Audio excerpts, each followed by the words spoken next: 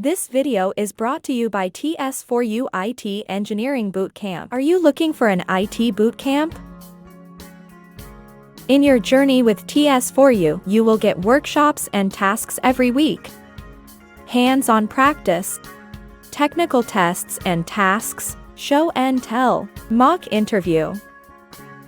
And we get paid fully only when you get a job. You can get affordable student loan. Become eligible for free tuition. We offer industry-demanding IT boot camps. Join now and start your IT engineering journey today with TS4U. How does Git handle merging changes from different team members into a single code base? Yeah, so we use GitLab as our Git hosting platform. Okay, so we have so many teams working on certain projects. So some projects actually require multiple teams to be worked at the same time. Okay, so all those teams actually works on the single repository. Okay, so it some of our applications are mono repos, some of our applications actually has multiple repositories. Okay, so managing all those sometimes becomes a hassle because everybody uses to push codes. Everybody uses Git to push codes all the time, right, in the repository. So sometimes we face some merge conflicts because let's say like two persons are working at the same code base and the same file.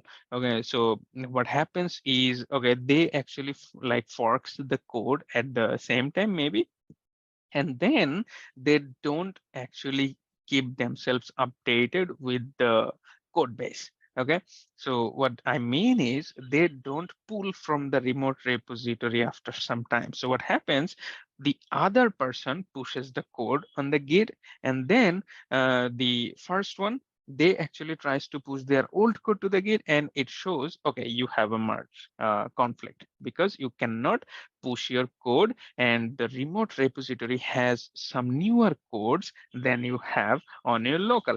So developers always comes to us and say, hey, I cannot push my code. So we need to go a video call with them, and the screen shares, and we see, oh, okay, you don't have the updated code on your machine, that's why you cannot push. All right, so this is kind of like general procedure that we have right now. So we have a Confluence page stating which error solves like which specific way. So we have all the tutorials written on the Confluence page, and that Confluence page actually is available for all of our developers. So we have the typical error cases that we have. Okay, if you face this error, then apply this solution and you will be able to solve your problem. So how we solve our merging problems is basically we tell them to, okay, you committed your code, very nice, but now you need to pull from the remote repository. So in order to do that, you use the git pull command. Okay, so you can use the git fetch command as well, but git fetch needs a git merge command afterwards. So we typically used to use the git pull command so that it actually pulls the code and merges it with your local automatically. So most of the time that works very well because it just pulls code from the remote repo and merges it with the current repo, and the developer is able to push the codes easily on the GitLab. But sometimes what happens is if the developer edits the same code which isn't understood by the Git, so what happens, as soon as he pulls the code, it actually creates a merge conflict on his machine.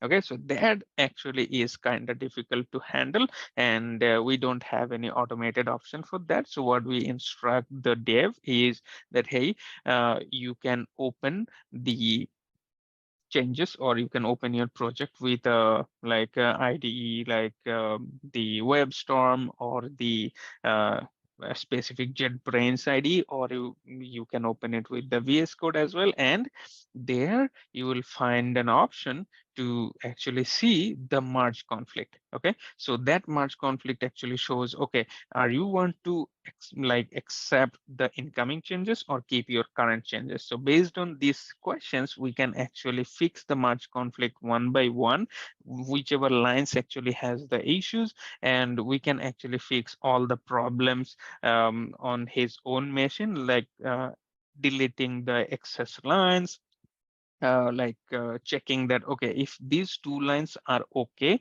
then accept the incoming changes, and then delete the older code base that is actually creating the conflict. So this is how we actually fix the merge conflict on the local machine. And after we are done, we create a new commit, then we pull the existing code base again from the remote repo so that we don't face any new merge conflict, and then we just push the code, and typically it works fine. So this is how we fix our merge conflicts usually. And sometimes we need to pull our tech lead as well if from the DevOps team we cannot handle the conflict well. So we take help from them, and then they helps us to resolve the conflict.